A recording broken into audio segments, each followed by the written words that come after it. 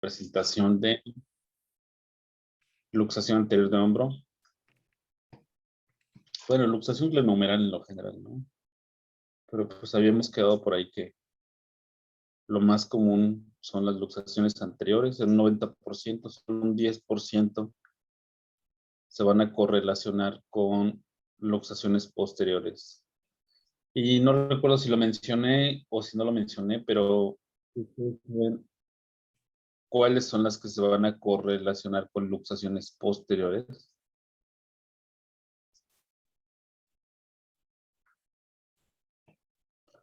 A ver si alguien por ahí lo sabe mientras pongo compartir mi pantalla.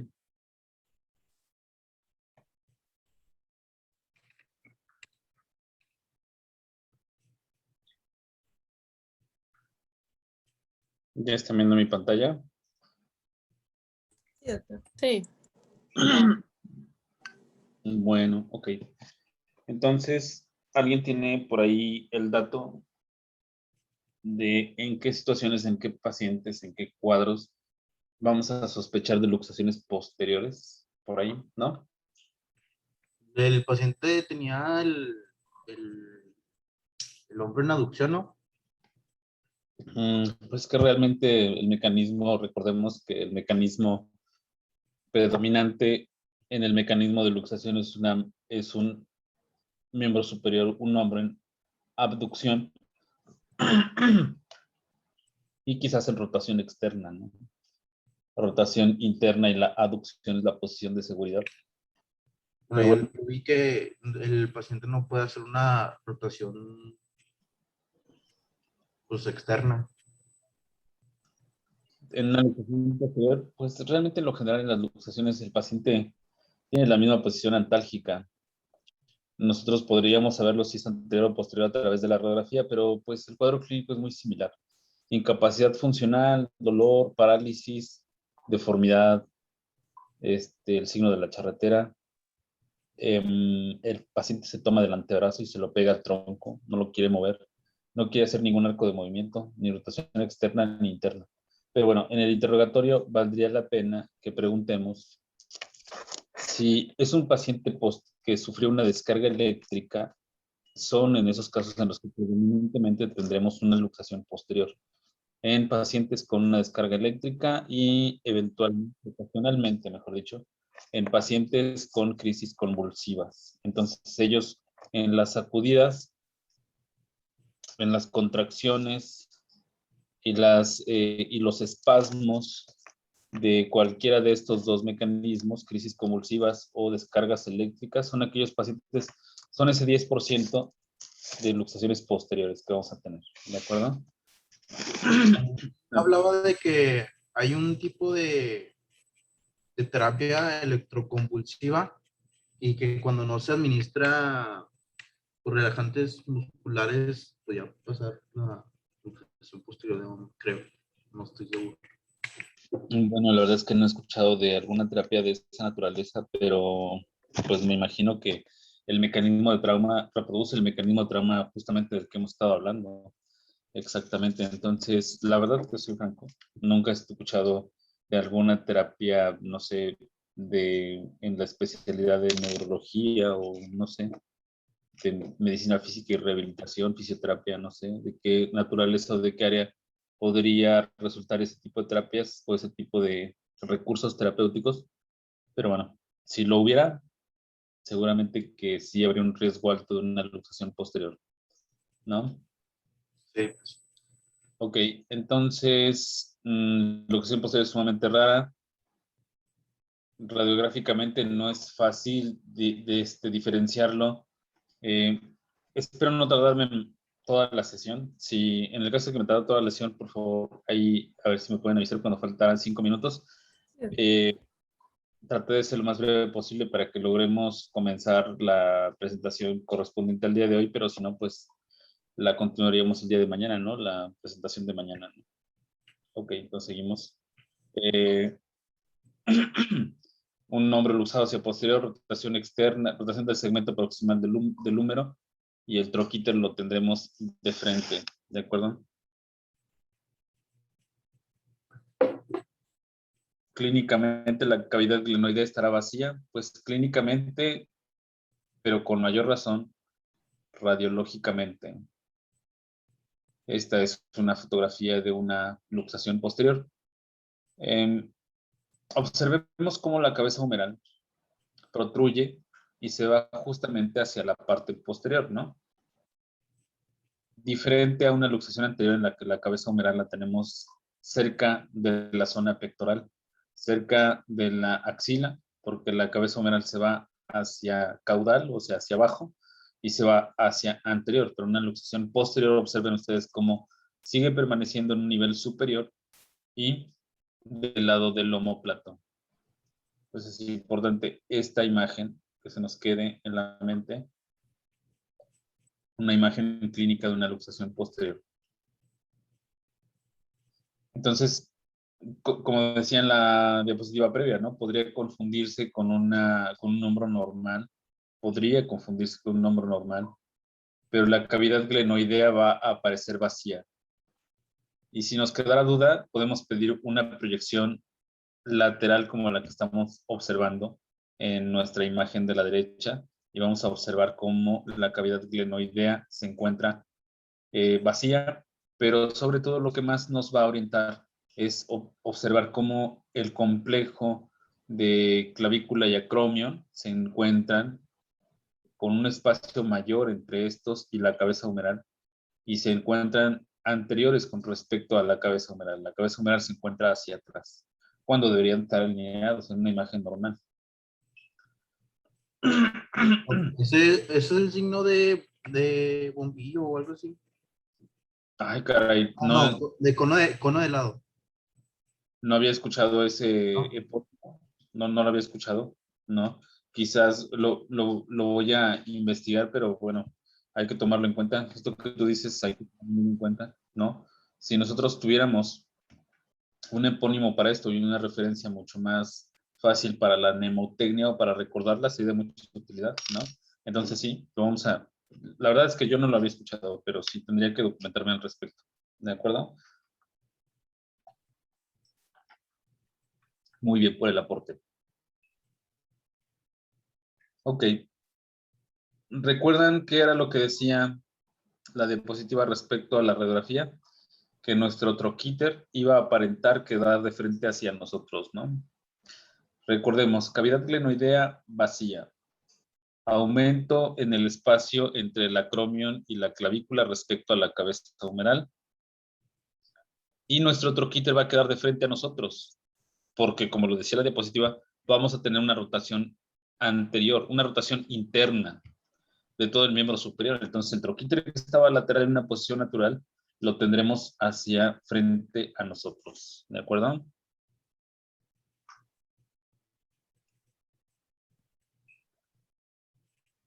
Aquí no le puse flecha, pero observemos cómo la tuberosidad del húmero está viendo hacia nosotros, viendo hacia anterior, tanto en la radiografía que está a nuestra mano, en nuestro lado izquierdo, como en la tomografía, en una reconstrucción tridimensional que tenemos del lado derecho.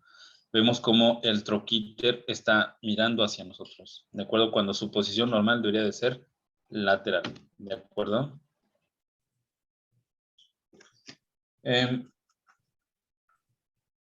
Nosotros primero debemos tener una alta sospecha de una lesión del hombro, de una luxación del hombro, ¿no? Ya sea de novo en un traumatismo de alta energía, como recurrente en un traumatismo de baja energía.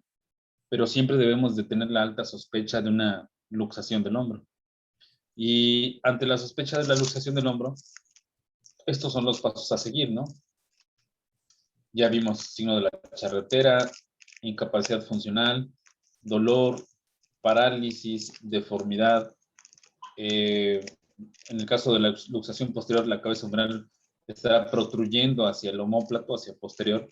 Ya con todos estos datos clínicos, signos clínicos, nosotros ya al ver a un paciente podemos tener un buen índice de sospecha, ¿de acuerdo?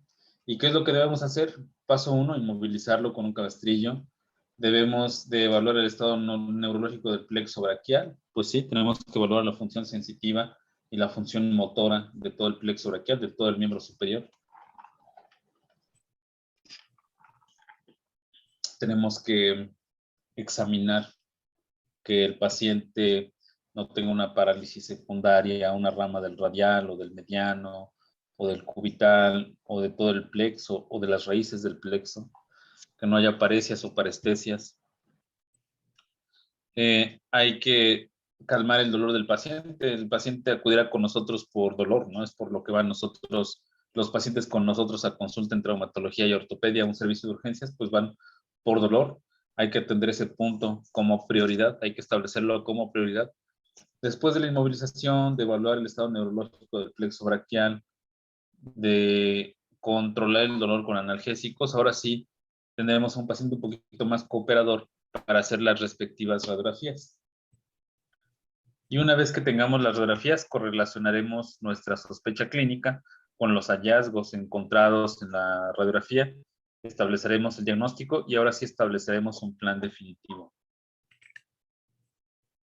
Pues aquí dice que el tratamiento deberá realizarse en quirófano. Ojalá siempre tuviéramos el quirófano disponible para resolver esta urgencia en traumatología y ortopedia. No siempre lo tenemos, pero lo que sí vamos a tener es siempre nuestro alto índice de sospecha, nuestro conocimiento, nuestros protocolos y aunque sean los recursos mínimos para hacer una reducción del hombro con las técnicas que a continuación vamos a describir. Hay 4 técnicas principales para la reducción del hombro, hay muchas más, pero estas son las 4 principales, son las 4 más utilizadas.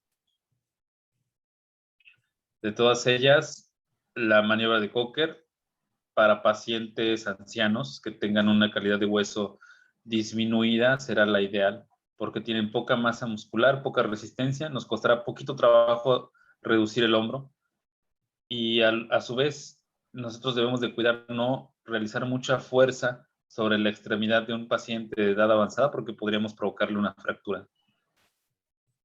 Entonces ahí tenemos la maniobra de Cocker, es para ancianos, maniobra hipocrática modificada, vamos a ver las imágenes más adelante, es la recomendada para pacientes jóvenes y con un tono muscular mucho más, con una reserva física mucho más considerable, pacientes jóvenes en los que vamos a tener una resistencia muscular mucho mayor y que por lo tanto tengamos que aplicar mucho más fuerza para hacer una reducción, pero con la ventaja de que tenemos huesos más sólidos, mucho más resistentes.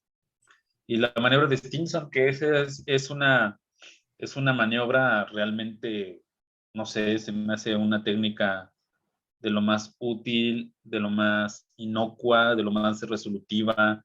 Se me hace, el paciente tiene poco dolor con esa técnica de Stinson, la vamos a describir más adelante. Para mí es la mejor, es la que más veces yo he utilizado todas las veces con éxito.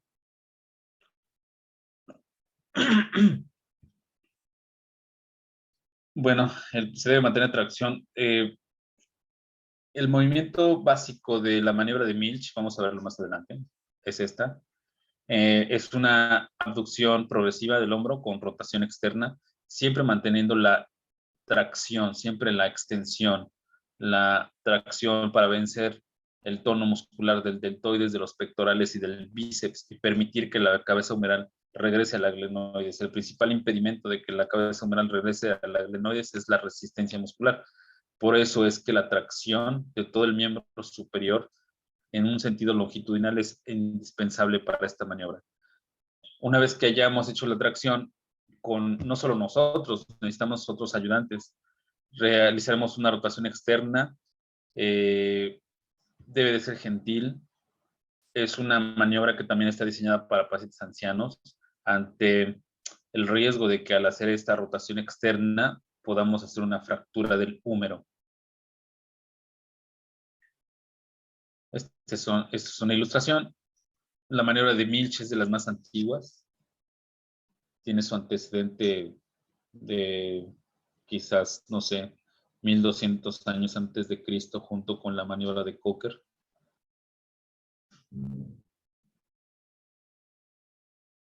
Esas son las dos primeras y la maniobra hipocrática, que es la de tracción contra tracción, son las más antiguas. Las maniobras que son de implementación más reciente son las maniobras, es la maniobra de Stinson, es la más reciente y es la más inocua, ¿de acuerdo? La maniobra de Cocker está diseñada para ancianos.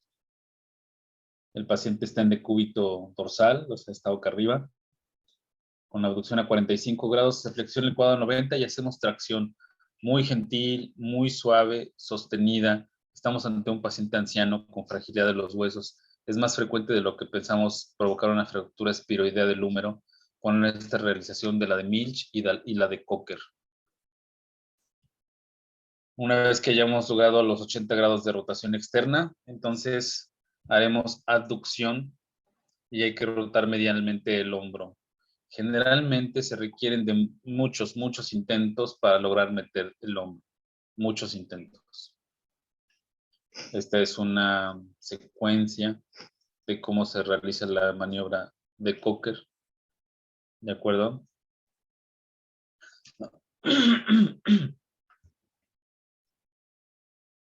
Siempre que nosotros hagamos las maniobras de reducción debemos de imaginarnos hacia dónde está la cabeza humeral. Eso siempre, si lo tenemos nosotros en mente, si tenemos la radiografía frente a nosotros en un negatoscopio, o si en realidad si tenemos la imagen frente a nosotros, siempre tendremos una buena orientación de a dónde y en qué medida aplicar las fuerzas, ¿de acuerdo? Para no equivocarnos. Entonces es esencial que le tomemos una fotografía mental a la radiografía del hombro, que ubiquemos en dónde está la cabeza humeral. Siempre está hacia anterior, siempre está hacia medial y siempre está hacia abajo. Entonces nuestros esfuerzos serán encaminados a regresar esa cabeza humeral hacia la cavidad glenoidea. La maniobra hipocrática también es bastante antigua y es una de las más enérgicas. Tiene un alto índice de lesiones del plexo braquial porque se hace tracción del miembro superior y se hace una contratracción para no traernos todo el tronco del paciente y el paciente completo con la tracción del miembro superior.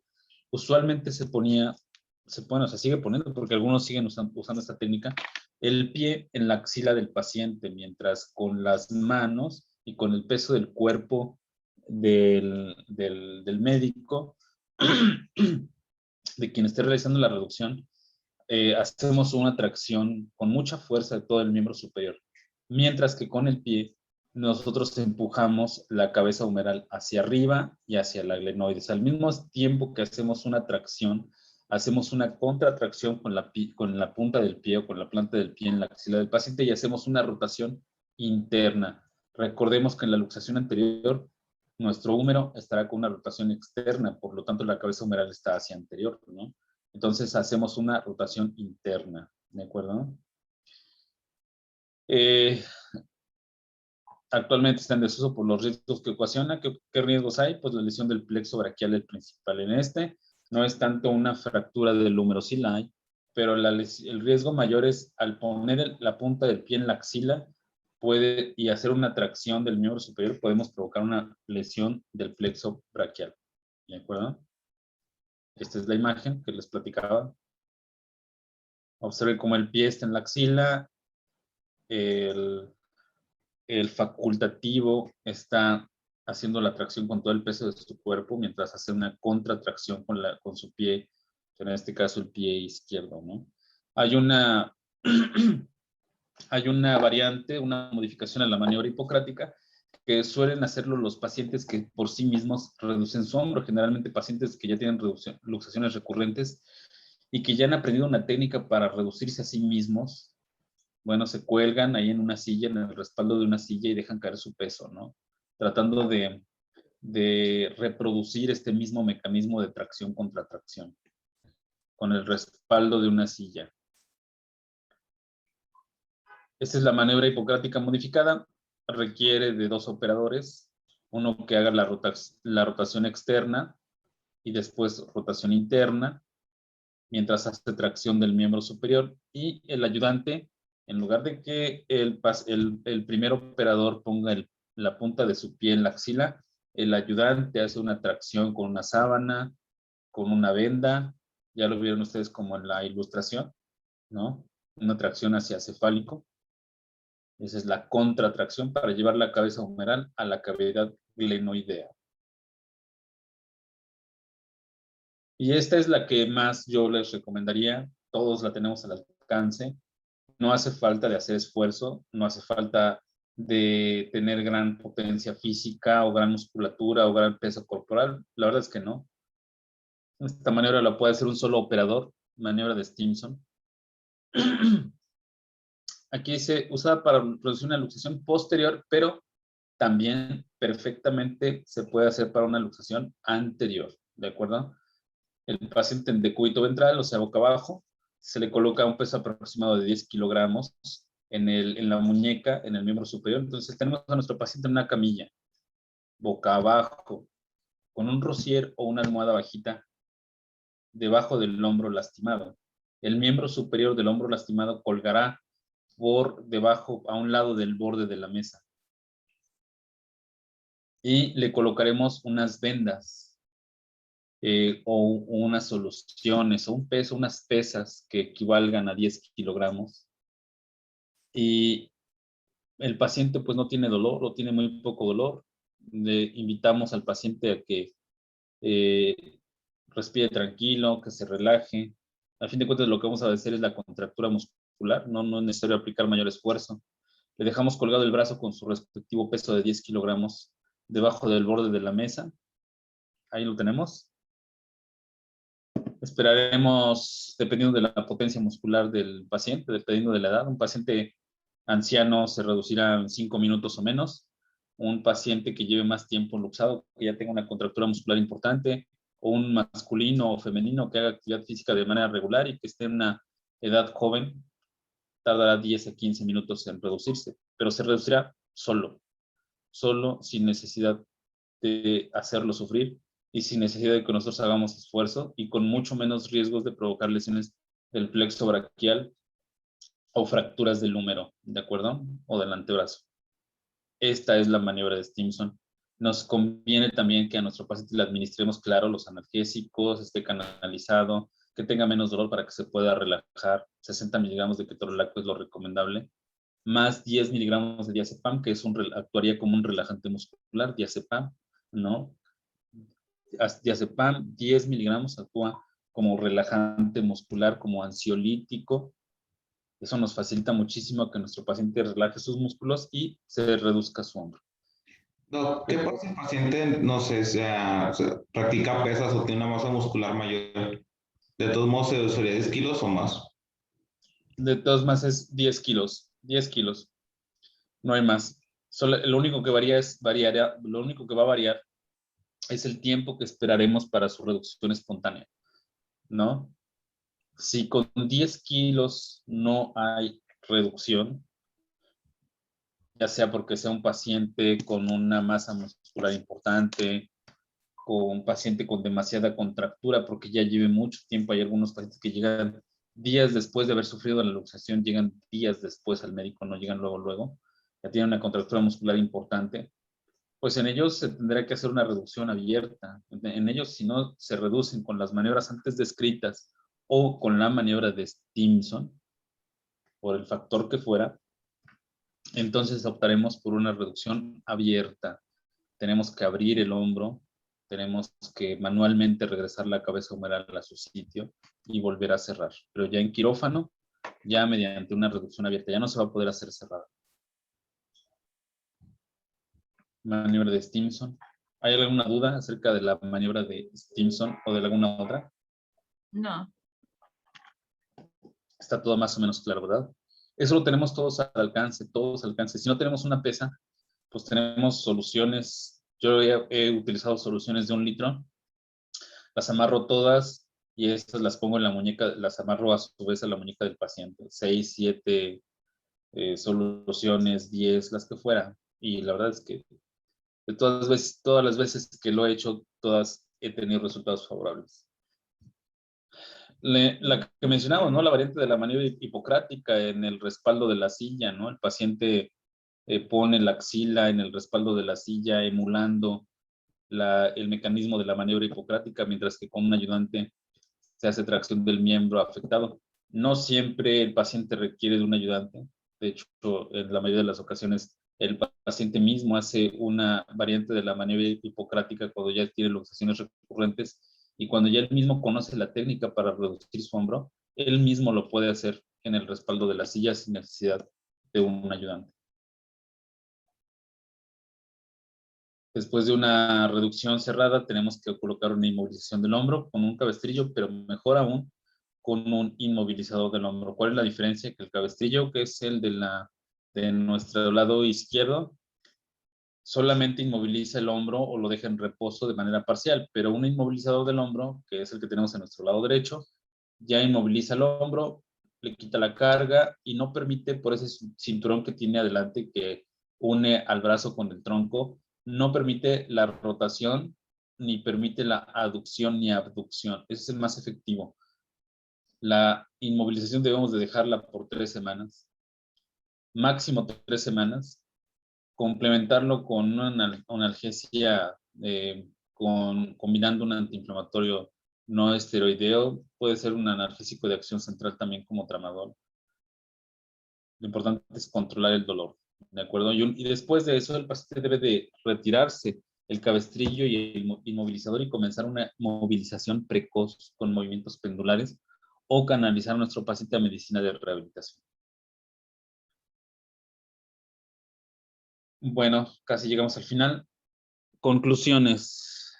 Alto índice de sospecha. Primero, la inspección de nuestro paciente, buscar asimetría, parálisis, deformidad, signos clínicos, los cuales ya mencionamos. Hacer un interrogatorio de cuál fue el mecanismo de trauma, si nuestro paciente es una luxación de novo, si es recurrente. Después del interrogatorio y la inspección, tenemos que hacer una exploración, aquí lo dice, tocar el hombro, buscando ubicar la zona glenohumeral, si está ocupada o si está vacía. A lo mejor este es un tanto complejo, porque tenemos un paciente con mucho dolor y que no va a ser cooperador a la inspección o a una exploración más a fondo, ¿no? Pero sí podríamos observar la protrusión del borde externo del acromio, como lo comentamos en las diapositivas previas, signo de la charretera, y con eso nosotros ya tendremos nuestro diagnóstico, ¿no? Evaluar la radiografía con referencias firmes. Es relativamente sencillo diferenciar entre una acromio clavicular y una glenohumeral. Pues esto a lo mejor suene un tanto presuncioso, no lo sé, pero esto es obvio, ¿no?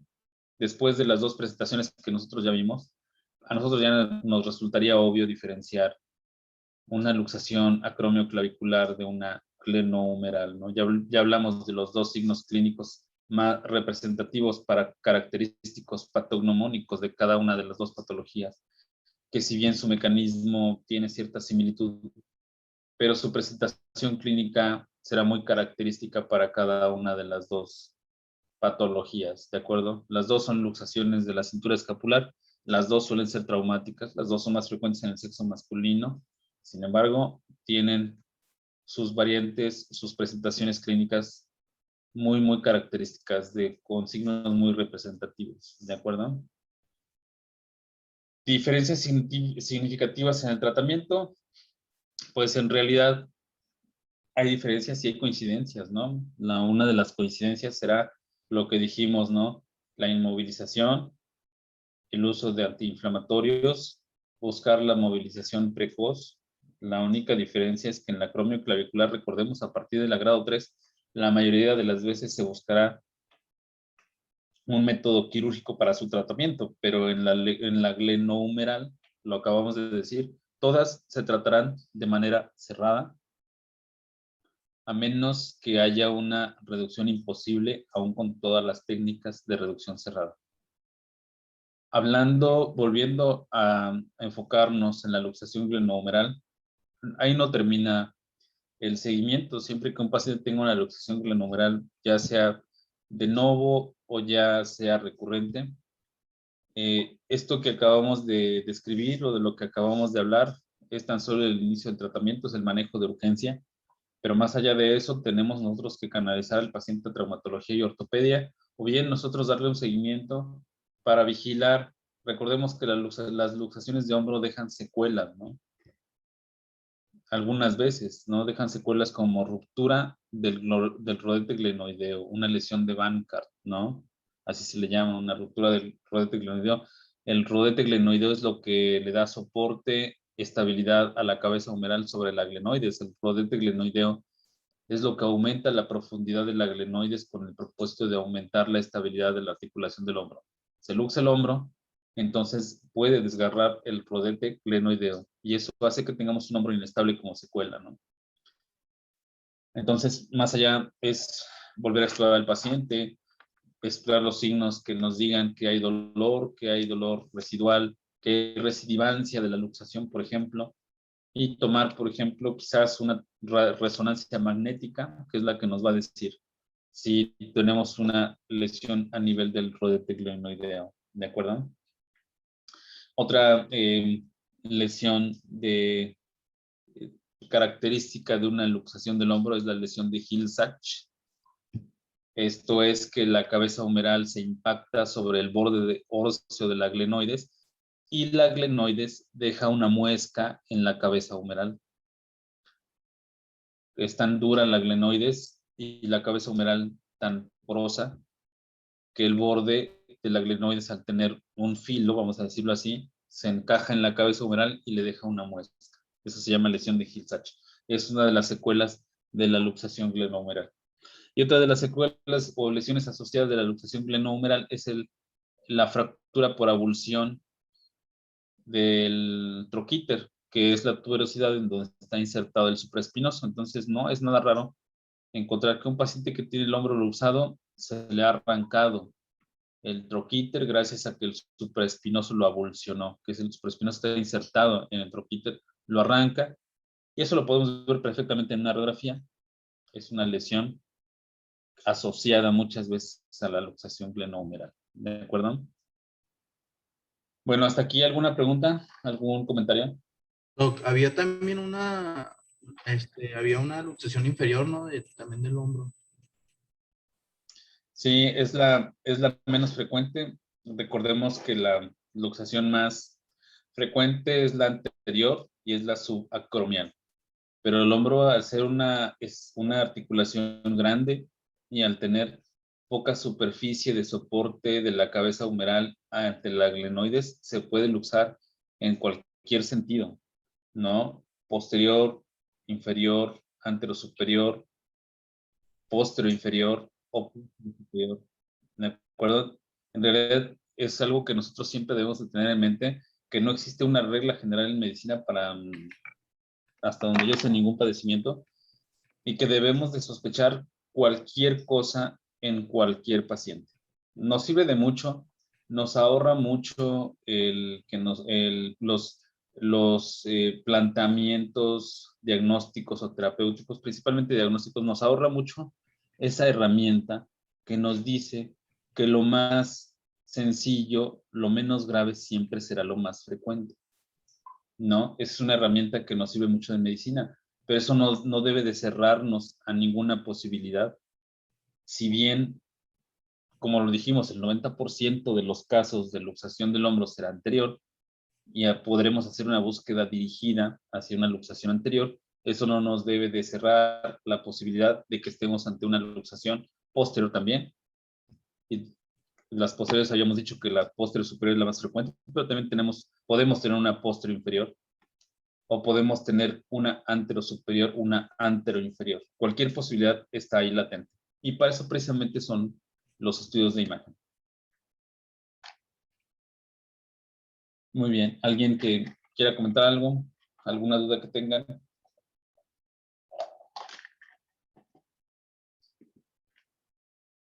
¿Todo más o menos claro hasta aquí? Sí. Perfecto. Ok. Entonces, bueno, hay que preparar la clase para el día de mañana. Mañana a las 8 nos vemos a esta misma hora. ¿Les parece bien? Sí, doctor. Está bien. Excelente. Bueno, pues entonces a descansar. Nos vemos mañana. Hasta mañana. Hasta mañana. Gracias. Gracias. Ah,